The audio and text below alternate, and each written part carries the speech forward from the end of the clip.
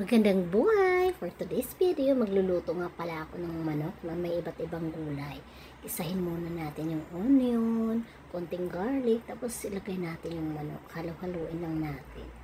Hanggang lalabas na yung sariling mantika ng manok. Yun yung ano natin.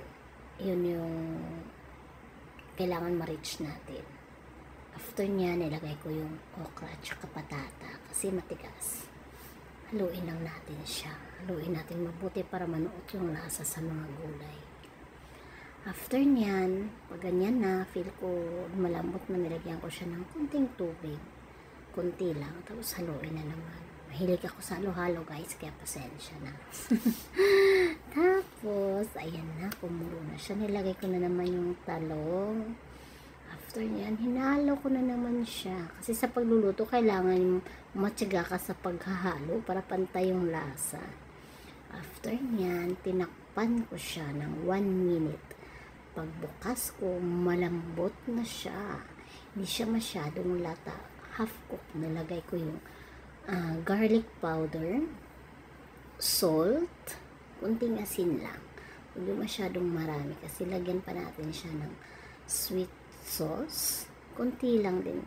Tinansya-tansya ko siya mga 1 kutsara. Tapos paminta. Tapos ayan na. Haluin na naman natin siya. Mahilig talaga ako sa halo-halo guys. Kaya pasensya na.